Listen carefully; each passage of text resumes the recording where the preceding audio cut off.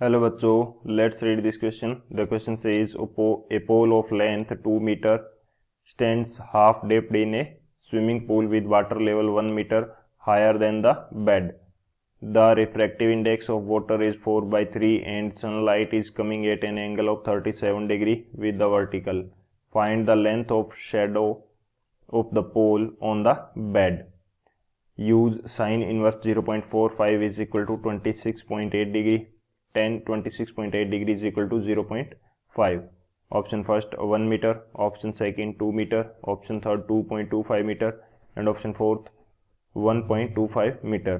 तो इस क्वेश्चन के अंदर हमें बोल रखा है कि एक पोल है जिसकी लेंथ 2 मीटर है, इसको एक स्विमिंग पूल के अंदर खड़ा करते हैं जिसके अंदर वाटर की हाइट है 1 मीटर। रिफ्रैक्टिव इंडेक्स हमें दे रखा है, लाइट का हमें बोल रखा है कि वर्टिकल से 37 डिग्री एंगल पे इंसिडेंट हो रही है। तो हमें जो पोल की शेडो की लेंथ है वो फाइंड आउट करनी है। तो बात करते हैं हम लोग की कंसेप्ट की यदि बात करें इस क्वेश्चन के लिए तो क्या की कंसेप्ट यूज होगा वो डिस्कस कर लेते हैं हम। सबसे पहले की कंसेप्ट जो होगा वो हम देखेंगे कि इस पूरी सिचुएशन के लिए जो रे डायग्राम है हमारा वो किस प्रकार से बनेगा और उस रे डायग्राम के अकॉर्डिंग इसका सॉल्यूशन देखेंगे। तो की कंसेप्ट हमारा होगा रे डायग्राम। तो यहाँ पे हमें दे रखा है कि एक पोल है जिसकी लेंथ क्या है 2 मीटर है। तो सबसे पहले मैं एक वाटर लेवल यहाँ पे शो कर देता हूँ कि ये हमारे पास वाटर लेवल है 1 मीटर हाइट का, और यहाँ पे हमारे पास कोई पोल है जिसकी हाइट कितनी है 2 मीटर है। तो इसकी हाइट मेरे पास है 2 मीटर और वाटर लेवल की जो हाइट है वो मेरे पास कितनी है 1 मीटर है। तो ऊपर का जो पोर्शन बचेगा उसकी हाइट भी मेरे पास कितनी हो जाएगी 1 मीटर हो जाएगी। अब हमारे को बोल रहा है कि 37 डिग्री के एंगल पे वर्टिकल से लाइट रे आ रही है। तो लाइट रे यदि हमें इसकी शेडो बनानी है तो लाइट रे कुछ इस तरह से इसके ऊपर इंसिडेंट होगी। ये हमारा इस सरफेस के लिए यहाँ पे क्या हो जाएगा नॉर्मल हो जाएगा। अब इस नॉर्मल से 37 डिग्री के एंगल पे हमारे पास लाइट रे आ रही है। अब यदि ये हमारे पास 37 डिग्री के एंगल पे आ रही है तो इस वाटर के अंदर आने के बाद में कुछ बेंड कर जाएगी, बेंड करने के बाद में कुछ इस तरह से जाएगी ये लाइट रे हमारे पास। अब ये है हमारा नॉर्मल, तो इसको डिस्टेंस को मैं बोल देता हूँ y एंड ये जो डिस्टेंस है हमारी ये क्या हो जाएगी x हो जाएगी। तो अब x प्लस वाई जो होगी वो किसको रिप्रेजेंट करेगी शेडो की लेंथ को रिप्रेजेंट करेगी, क्योंकि लाइट रे कहाँ पे टकरा रही है एक तो नीचे वाले पोर्शन से जो लाइट रे आएगी वो यहाँ पे कोइंसाइड करेगी एंड ऊपर वाली जो लाइट रे है वो भी यहाँ पे कोइंसाइड करेगी। तो x प्लस वाई हमारे पास किसको रिप्रेजेंट करेगी शेडो की लेंथ को। तो यहाँ पे मैं लिख देता हूँ लेंथ ऑफ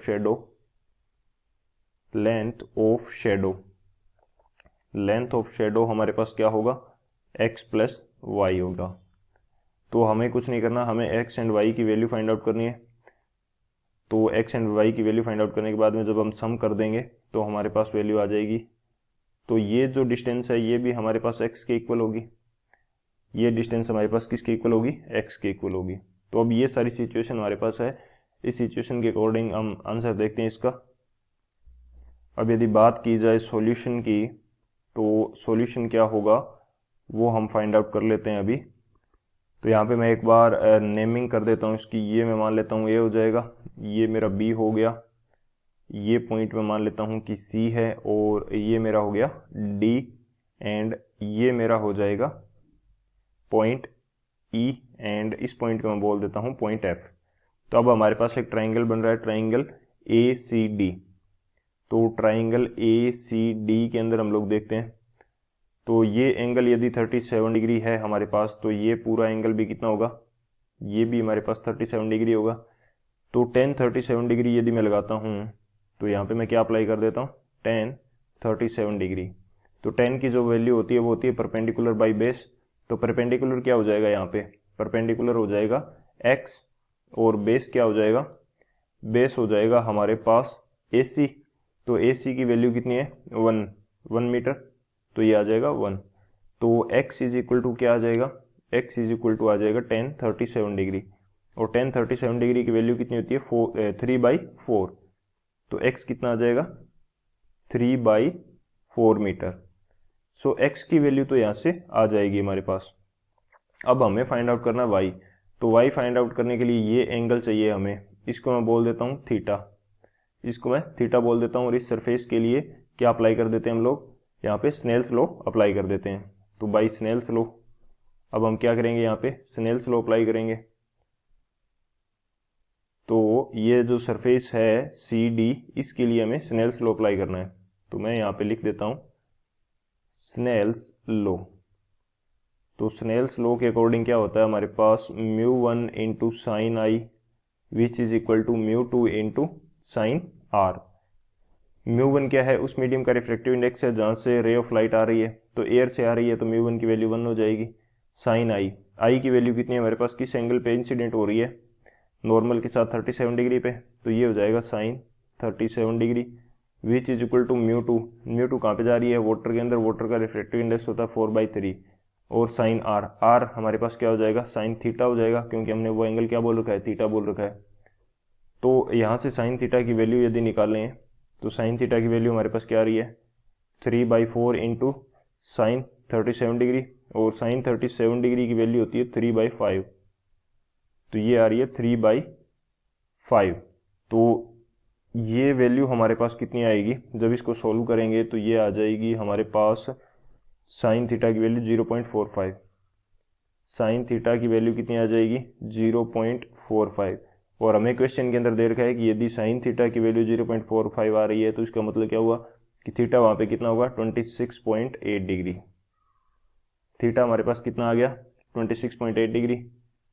अब ये जब ये हमारे पास थीटा की वैल्यू आ चुकी है यहाँ पे, तो यहाँ पे हम फिर से टेन थीटा अप्लाई कर लेंगे ट्राइंगल किसके लिए, ईडीएफ के लिए, ट्राइंगल ईडीएफ के लिए tan theta apply for triangle. तो यहाँ पे टेन थीटा हमारे पास क्या होगा, tan theta is equal to क्या होता है, base by perpendicular by base होता है। तो परपेंडिकुलर यहाँ पे क्या होगा हमारे पास, परपेंडिकुलर हो जाएगा y, और बेस क्या है, बेस हमारे पास है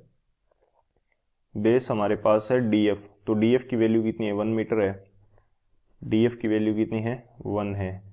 तो यहाँ से यदि y की बात की जाए तो टेन थीटा, थीटा की वैल्यू हमारे पास कितनी है, 26.8 डिग्री, तो ये हो जाएगा 26.8 डिग्री। क्वेश्चन के अंदर हमें दे रखा है कि 26.8 डिग्री की वैल्यू कितनी होती है, 0.5। तो हमारे पास x की वैल्यू भी आ गई और y की वैल्यू भी आ गई, तो शेडो की लेंथ कितनी हो जाएगी, शेडो की लेंथ होती है हमारे पास x प्लस वाई। x की वैल्यू हमारे पास आई थी 3/4 मीटर, प्लस जो शेड y है उसकी वैल्यू आई थी 0.5। तो इसको सॉल्व करेंगे तो ये हमारे पास आ जाएगी 1.25 मीटर। तो शेडो की लेंथ हमारे पास कितनी होगी, 1.25 मीटर होगी। तो कौन सा ऑप्शन करेक्ट हो जाएगा, वो भी हम लोग यहाँ से देख लेते हैं। तो फोर्थ जो ऑप्शन है 1.25 मीटर, वो हमारा करेक्ट हो जाएगा। So option D is the final answer. I hope you understood it well. Best of luck, thank you.